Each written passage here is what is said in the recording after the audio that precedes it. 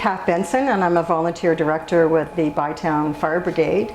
We're located at 2880 Sheffield Road, Old Sheffield Road in Ottawa. And today I'm introducing Wayne Corneil, one of the co-founders of the brigade. And he's going to tell us a little bit about how he got involved. And we're going to start off with telling us about how you got interested in the whole fire world to begin with. Okay, well, it goes back to actually when I was a kid growing up in just outside of Ottawa, in a small community called Bell's Corners, which was served by, at the time, the Nepean Volunteer Fire Department. And as a kid, the school was right across the street from the fire station. And one of the things that they had was they had a raspberry patch in the back of the station, and they would hire a couple of us kids to go and pick the raspberries in the summertime, and that was one of their fundraisers. So we would pick the berries, and they would sell them as a fundraiser. And one of the things that would happen was, and this relates to the brigade, because the 1931 Chevy that is part of the brigade's collection was originally from Nepean, and that rig was in service at the time that I was picking raspberries at the station in Nepean. And so what would happen is that they would occasionally get calls for like a grass fire or a peat fire or something like that. And well, it wouldn't happen today, but it happened in those days. You know, they would say to the kids who were there, some of us, and they would say, "Would you like to come along?" And of course we always did. Yeah. And so we would jump on the back of the rig in the bed, of course, where we would be safe, and off we would go. So that was my early encounter, and I guess from that point on I was hooked. Yes, and then you did some fire service later on, like in your young adult life, I think. I did. Well, I did two periods. At one point, I was in Lac La Biche, Alberta, northern Alberta. Yep. And when I was there, I was a member of the volunteer fire department in Lac La Biche. Kind of interesting. It was sort of by happenstance. I happened to be the United Church minister, and the manse was right next to the fire station.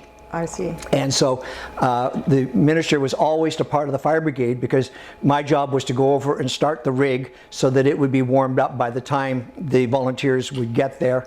And so that was, I couldn't drive it. I was not licensed to drive it, but I could start it, get everything ready, right, and then off we would go to do whatever we had to do. And that was when I was exposed to some of the trauma. Yes. That firefighters face, because we had one instance where we had a house where the kids had been left. The parents had gone into town, and by the time we got there, it was too late for the house and it was too late for the kids. And so I saw firsthand the kind of situation. Later in life, when I was in Baltimore and I was beginning my research into post-traumatic stress disorder in the fire service, I became a member of the Baltimore County Fire Department, which at the time was the largest composite department in the United States. And so I went through the fire academy, and I was doing it partly for my research to see how they trained and how they managed to talk about trauma. And then after that, I continued on as a volunteer, and volunteered out of the Glen Burnie station in Baltimore County. So that's a really interesting beginning. And then later, and you mentioned how the experience that you had with P.T.S.D. Was or your interest in that topic was sort of the fertilization of that idea came from an experience, personal experience you had, and then in later life, you ended up going on some very interesting trips. And I have a hat here that you donated to the collection that I was very interested in. And maybe you could tell us a little bit about that, and then that trophy that's just to the left the there. plaque, yeah. That's right. Okay, well, in later life, my research took me to a lot of different fire departments around the world. North America, Europe, Asia, Australia, where I was looking Singapore? Yeah, Singapore. Yeah. Right, that's on your crest on your shirt today. And so my research was looking at both the stress, both the post-traumatic stress disorder, but also how that affected cardiovascular and coronary heart disease. Interesting. And so, I was looking at different fire services to see what the commonalities were across, is it culturally bound or that sort of thing. And so I was very honored in a lot of places. I got to ride along with them and spend time and do my measurements and that sort of thing. And this was actually from the Paris Fire Department. Nice. Can you model it for us? Yeah, the sapeurs-pompiers de Paris. Yes. And I am, capitaine honoraire, an honorary captain. Very good. Of the sapeurs-pompiers de Paris as a result of that work. So that's where this came from. This was from, lift it up here because it's kind of heavy. This is the plaque of St. Florian, who's the patron saint of firefighters. And this was given to me after some work I did with the Canadian Forces. I did work with their fire stations across Canada, but also they had at the time in Europe. And so this is from their station in Germany. It's quite an honor to get a plaque like that, isn't it? It was really quite an honor. I was really quite touched and very surprised that they did that. And it's I like it because one of the things that I learned early on in learning about fire department was about the difference between the difference between what some people call Maltese cross, which actually this is not. This is the Florian cross, or St. Florian cross, and that's the same saint that's depicted or honored in this crest. In between those two, that's like a parenthesis. In between that, you became acquainted with a few individuals in Ottawa who are in the fire department here, and that led you to creating and co-founding with them the Bytown Fire Brigade. So I'd like to hear a little bit more about that. I'm sure that people would be very interested to see how that came about, and you can mention this trophy. That was sort of how you introduced it to me when we first met. Yeah. So. Initially, I was involved in what's called buffing the job. Buffing means that you would follow the fire service, and my particular interest was in taking fire photography. So I had a scanner, and one of the things that I would do is I would listen for the calls, and then I would go and take pictures on scene and of various fires and activities and that sort of thing. Through that, I became involved in the Ontario Fire Buffs Association and met a gentleman here in Ottawa by the name of Roy Folks. Roy had a condition that incapacitated him. He could not get out and do a lot of things, but he had collected a lot of fire memorabilia, and in fact not most of, but a considerable amount of the artifacts that are here in the museum, the Bytown Fire Brigade Museum, are what we call the Roy Folks collection. Nice. And he donated those to the Bytown Fire Brigade. So anyways, with Roy, I would oftentimes take him because he couldn't get around. We would drive around to the different fire stations, and he was fascinated by taking photographs of apparatus and that sort of thing, and so we would do that. And so one of the things we did was he wanted to do what's called a muster. And a muster is where people would bring the antique and vintage fire engines together to show them off and to demonstrate to the public how they worked and that sort of thing. So it's sort of the historical side of the fire service. And we had the first one out at the Nepean Sportsplex and got quite a lot of involvement from the area departments. And through that, I met Peter Ryan. And Peter was, at the time, a lieutenant on the Ottawa Fire Department. And as the muster kind of grew, Peter started designing the trophies. I won't attempt to try and pick it up, but this is one of the trophies that Peter designed, and I really quite like it because he and I would go off down to Syracuse to collect the brass. That's a whole other story. But the nice piece about this one is he managed to do it so that this piece in the wood here, the stain, is actually the smoke coming out of the chimney on the plaque. So really quite delightful. So Peter was stationed at what was then station number 10, now Ottawa Station 12. And where's that located? That's located on 5th Avenue. Okay. Near the driveway. Yes. Okay. Right near Lansdowne Park. Right near Lansdowne Park. I used to live on that street. Well, that's, so Peter was there, and there were a couple of other firefighters who were there at the same time, and one of them was George Potvin. And George decided that he was going to restore an antique fire engine, the 1923 Stanford, and which became affectionately known as Josephine. So it was through that I met that group, Georges, Jean Carrière, the whole group of them, and we thought it would be a good idea to start the brigade because we were sponsoring the musters, we were doing a lot of other activities, and so I was the only sort of non-Ottawa firefighter in the group, but we got the brigade started, and my contribution was mostly doing paperwork, and so I wrote the charter. Someone's got to do it. Somebody's got to do it, right. and I was good at that. Yeah. So I wrote the charter, and then I wrote the application to get us charitable status, and so that's why my name is on the charter, with the others. Great. So John, Peter, and Georges, and I were the les quatre originaux. Okay.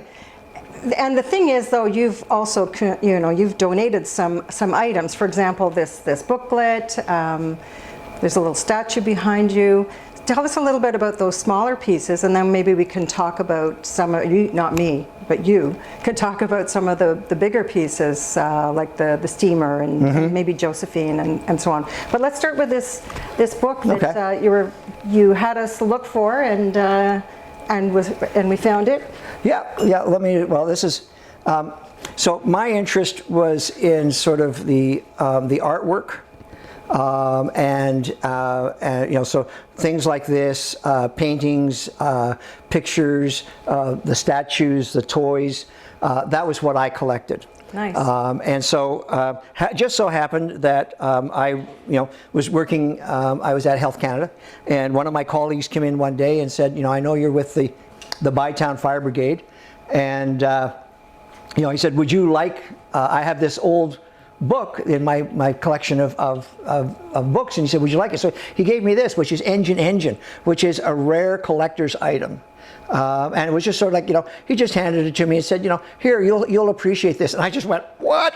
Yes. So, and I kept it for a while, but then, I more recently have donated pretty much all of my stuff to the brigade so that other people could enjoy it as well. So that, that's one of the pieces.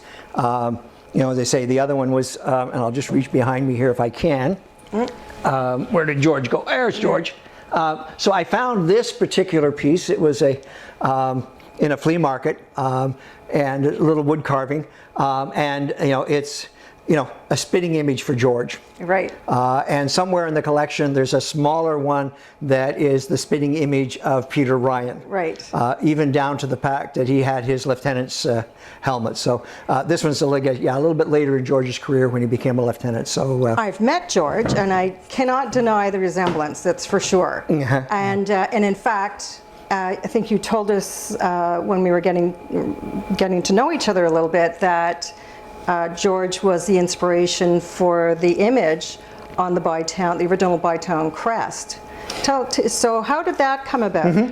Okay, so again, I was working at Health Canada, and we had a graphic artist who was part of our staff. Yep. And so I went to him and I said, we'd like to get a logo for the brigade. And so he said, can you show me some pictures? And so I showed him a bunch of pictures, apparatus, and that sort of thing. And there was a picture of George with Josephine. And so he took the image of George and transformed that into the logo for the brigade. I should pull it out here because I just brought it over. Yeah, this was the patch that became the patch, and of course, Yes. there's the logo with George. So, and it's on our letterhead. And yeah, it's absolutely everywhere. So that's right, I'll just hold it up again so you can focus in on it and get a really good image. There we go. Yes. So that's that became the logo, and George is now preserved forever. Right. Yes. You can't go anywhere. No. And so Josephine. I don't know how he decided to come up with that moniker, but tell us about the actual equipment. Well, Josephine, I'm not sure how the name got stuck to it. I think it was George who nicknamed the Sanford. But what had happened was it was in the back of number 10. And these guys would come in, and some of the other guys on different shifts, and it was basically in pieces everywhere. There was some discussion as to why they were doing it in the back of the station, but it was part of what they were doing, and so it got completely restored there. The other pieces, I wasn't so much involved with Josephine, other than because I traveled all over Canada and later on around the world. One of the things that I could do is I could collect bits and pieces, because getting the parts for some of these vintage and antique pieces was difficult. And so I remember at one point, Josephine needed a particular rad cap. And the rad cap was one that had a little thermometer inside it, so you could tell whether or not the engine was overheating. And somebody found one in Edmonton, and I just happened to be going to Edmonton for work. And so, one of the things I did was make a little side trip out to, the particular antique car dealer and pick up that rad cap and bring it back for Josephine. So it's interesting. I mean, you end up contributing something that maybe when people go through to see the collection, they're not going to notice that necessarily, but it's an integral part of the equipment, and it makes sure that it's authentic and goes back to its original history. That's pretty good. Well, not only is it authentic, but it also allows, you can drive Josephine. That's a very, very critical piece that you needed for that. The other two pieces that I was involved in acquiring for the brigade, the first one was the Dominion hand pump. And at the time, it was at the Bytown Museum, which is down by Parliament Hill, between Parliament Hill and the Chateau Laurier. Right. And it was sitting outside because they didn't have a place to store it. And so I went and spoke to them and said, listen, we've got a place to put it, and we've also got people, because a lot of firefighters have got different trades and craftsmanship, and they could do that. So I convinced them to give it to the brigade on a long-term loan, which eventually they gave it completely over to the brigade.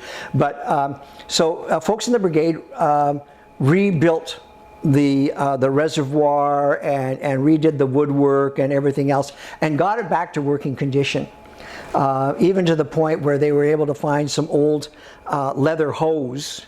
And put that together, because the hose was stapled together. So they found somebody who was worked with leather, was able to put the hose together. So that was one piece. These become like labors of love almost. Oh yeah. Absolutely, yeah. And sort of playtime, sort of. There was some of that. Right.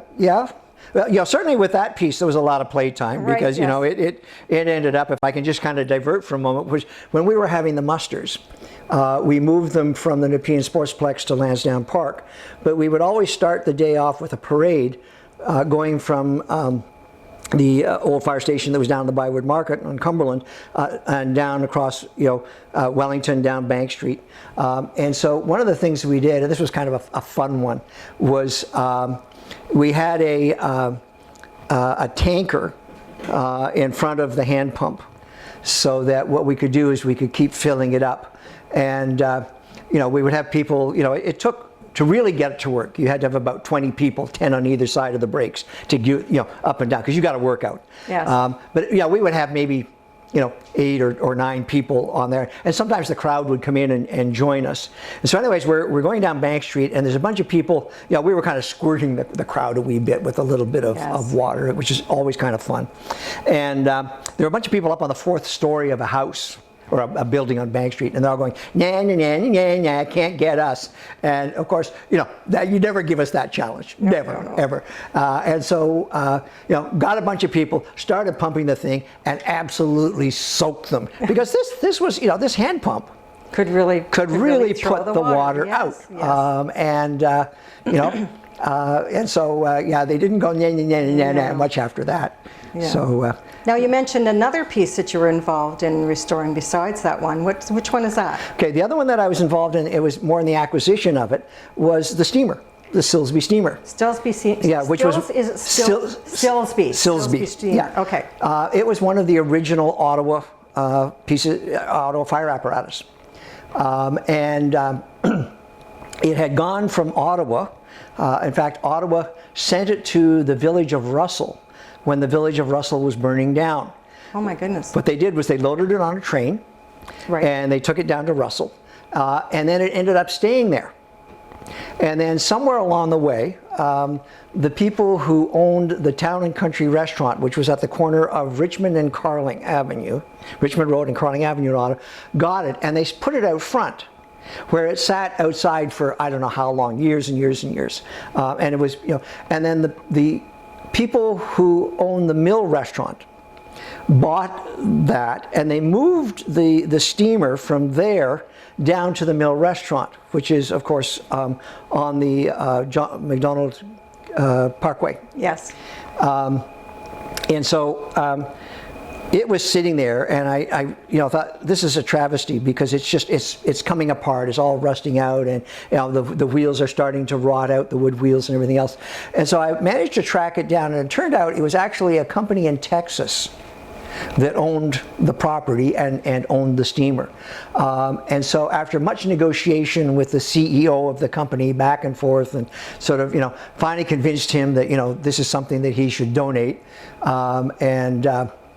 We convinced him to donate it. And at the time, we had one of our members who was working as an engineer, and he had access to one of those, you know, those big flatbed trucks that have a crane on it. Right. And so, you know, organized a day, went down, and, you know, organized it so we could lift it and put it on to this truck. Yeah. And thank God we did, because the thing was, it was rickety. Oh God, rickety isn't the word. Yeah. It was really dilapidated. So we managed to get it on there, managed to get it out of there and into the back of stored it in the back of one of the fire stations, and then started scurrying around to try and get the bits and pieces to restore it.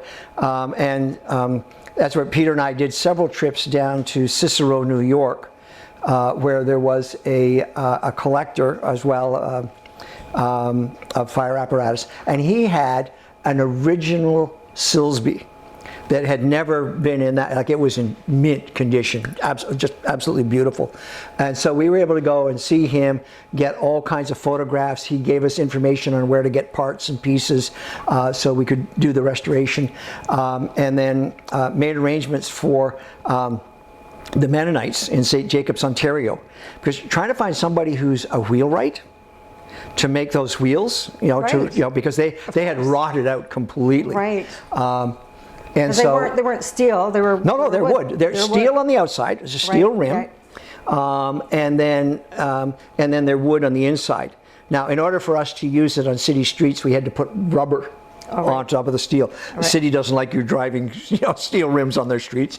But anyways, that was later on. Yeah. But we got wheelwrights, and they handcrafted. Nice. Those wheels. And so while the steamer, we could never get it back to the state where we could actually fire the boiler up, because you have to have a stationary engineer to be able to operate that. But it's back to the point where it is a parade vehicle. Yeah. And so we have basically two of the original Ottawa pieces of apparatus that, you know, the hand pump, the Dominion hand pump, and the Silsby steamer. Nice. That's very nice. Good. Yeah, it was a lot of fun. It was, you know, great. So Wayne, I'm thinking back to the first time that I actually met you. It wasn't that long ago, and I ended up sharing with you, like I was trying to explain to you how I was connected to this group, and that I became familiar with John Carrier and his wife, and it was through my late husband, who I met after he was no longer in active duty as a firefighter. But in the first couple of years after meeting him, I shared with you how there were a couple of things that showed me how he was still affected with PTSD from his years of service. You know, being caught in an active fire, losing his mask and breathing in toxic fumes, and another time, at least one other time, probably more than that, with a wall falling down on him and having to be dragged out and so on. So I had just a glimmer of an idea of what kind of an effect that could have on a person. But you shared your professional experience, but it started with a particular event. Why don't you tell us about that and how that led you to what you ended up doing as a profession going years on? Okay. It goes back to, remember I mentioned before that I was buffing the job. Right. And doing fire photography. Yes. And so it's linked to that. And I also mentioned that, I was friends with Jimmy Corrigan, who he and I were initially buffing the job, and then he got on the Ottawa job. So a number of years after he was on the Ottawa Fire Department, he was assigned to the rescue squad, Squad 10, which ran out of old number 10 again on I see those Fifth trucks Avenue. sometimes, and they're different. They're a different vehicle altogether. Yes. Yeah, completely different. And so, anyways, I still had a scanner, and I was still going out to do fire photography. And so, this one particular night, we were listening to the scanner just before we got ready to go to bed, and I heard them put out the what they called Code 9, which was working fire. Which meant that the squad automatically responded. And so I turned to my wife at the time and I said, oh, that's Jimmy and the guys on the squad. We'll just listen to it for a few more moments and see what happened. And so as I'm listening to it, they get on location and you hear the usual traffic. And then all of a sudden, I hear the code for firefighters trapped. Wow. And I said, I'm going. I just got my stuff, headed down the car and got off to the fire on Sherwood. By the time I got there, they had already been taken over to the hospital. So I spoke to the district and said, well, I'm going to go over to the hospital. And so I went over to the hospital, and because I knew most of the folks in the emerge, I got right inside, and I spent the evening. Because they, as any time, they're short-staffed, and so I ended up changing dressings on the 4 guys from the squad who had been trapped, and helping them, ice packs and everything else. And as a result of that, got interested in that because of the group of them, there were a number of them who got PTSD from that event, and through Jimmy Corrigan, he was in contact with a guy in Syracuse by the name of Bill Patchett. And Bill was the captain on the rescue squad in Syracuse. And so we went down to visit Bill. Yes. What happened is he introduced me to, because he'd been a Vietnam vet, he introduced me to all the stuff around PTSD, and I went, that's what's going on with these guys. Right. And then, Can I just ask you one question here? Yeah. At that point, what kind of other training did you have? Like, were you? Okay, I had a degree. I trained initially as I mentioned about being a minister, but I also trained as a psychotherapist, and I have a degree in social work as well. Okay. And so that was, and I was working as a counselor. Lots of light bulbs. Yeah. Lots of light bulbs going on. And at the time, my job at Health Canada I was the head of employee assistance programs for the federal government. Okay. So I had that kind of, but I did not have an understanding of PTSD.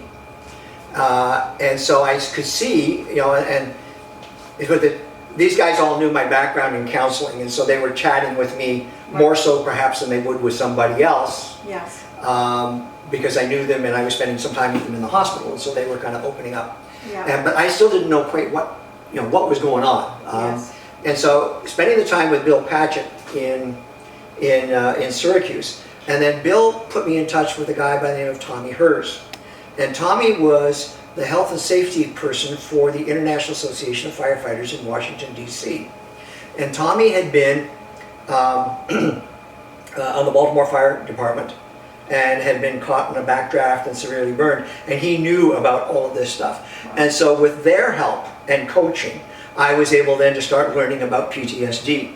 And in the process, they introduced me to a guy by the name of Jeff Mitchell, who was at the time developing a program called Critical Incident Stress Debriefing. And so I went and took that training, which became part of the work that I was doing with the federal government. And I was able to introduce that program into the employee assistance services in the federal government. But I got more and more interested in it because of what I was seeing with all of the firefighters. So I had the opportunity to go to do my doctorate. And so when I went to do my doctorate, my research was all on post-traumatic stress disorder in the fire service. And so that was the work that I did, and then my dissertation was based in the city of Toronto.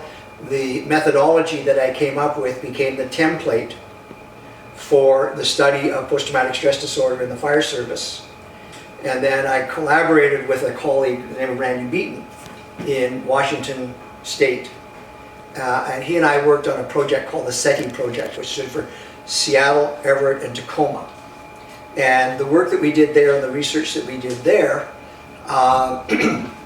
became the groundwork for, first in the US and then later on in Canada, for workers' compensation, identifying that PTSD was, they would call it a precondition, like it would be a presupposition that if you were a firefighter and got PTSD, then it was assumed that it was work-related. Right. And so you got workers' compensation automatically. So that was where my research led me. At the same time, I started working with a couple of other folks. We were looking at the link between stress and cardiovascular disease and coronary heart disease. And so we did a lot of research on that. And then when I was talking about, I would be traveling around the world doing my work, my research, and riding with the different fire companies, that was a lot of what I was doing. It was collecting samples, documenting their exposure, getting what called saliva samples to look at what's called IgA, immunoglobulin A, which is your frontline defense for your immune system. Right. And I say that as if I know what you mean. well, you know, everyone knows what the immune system is like. So that's your first. And so what we were doing was documenting whether or not that was affected by exposure to stress and traumatic stress, which again we were able to demonstrate. And so again, that came back to then the presumptive piece where we weren't the only ones doing that work, but it contributed to that. Where now again, for occupational health and for workers' comp, there's that presumptive notion that if you're a firefighter or well, we did work with paramedics, and, that this was related to your occupation. Right. And so that's kind of, long story short, but that's how my path kind of wandered around. Right. And then I also had here in Ottawa, I had a clinical practice doing psychotherapy with emergency responders.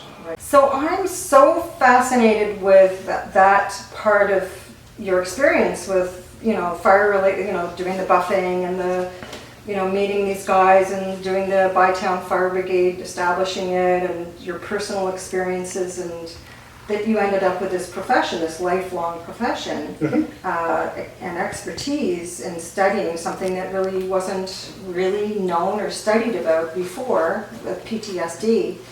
And as I mentioned at the beginning, I got a bit of an eye-opener when I met my husband and learned that he was still dealing with trauma in his sleep.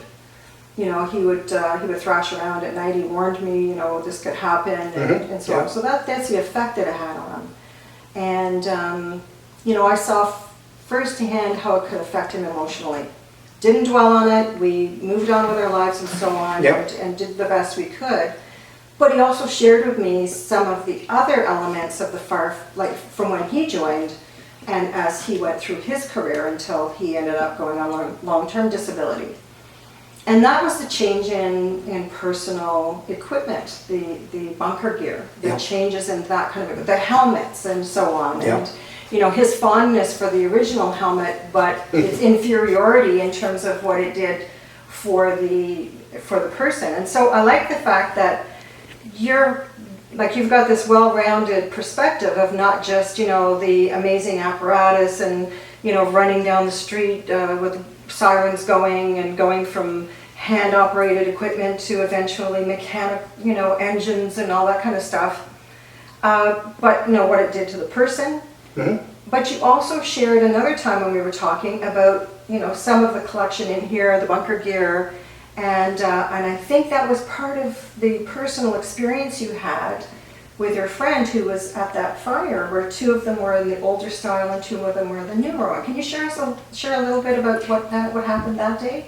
Yeah. So you know, at that particular point, there was just the transition between the old style gear, which was, you know, sort of like a canvas rubberized long coat with the big thigh-high boots. Yes. And my husband had an old, like he had one in his. Yeah. Yeah, I saw them.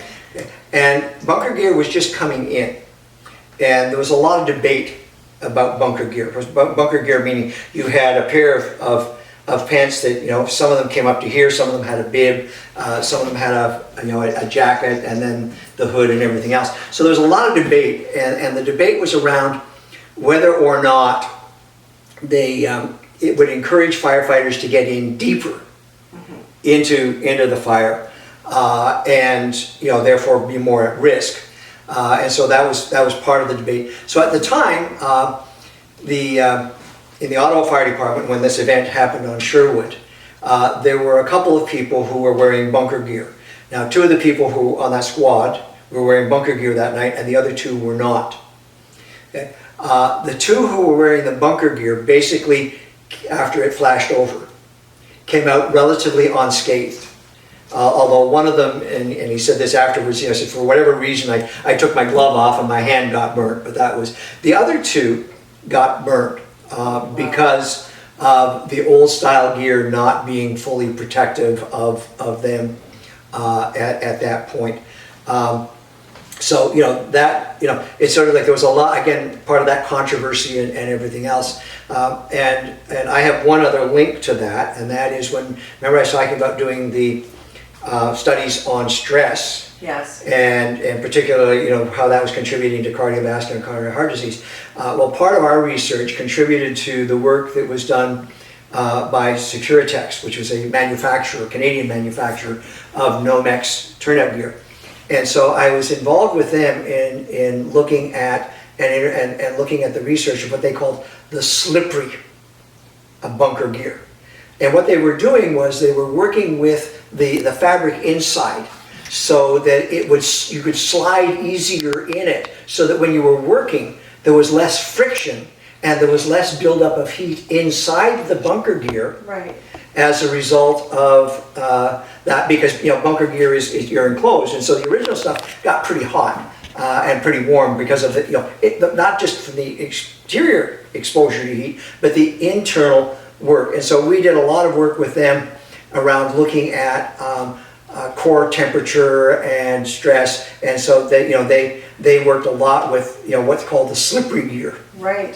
So it talks about, it speaks to the fact that the stress is not just coming from being in a fearful experience, but what's happening to your metabolism with what you're working with as you go through the job at hand.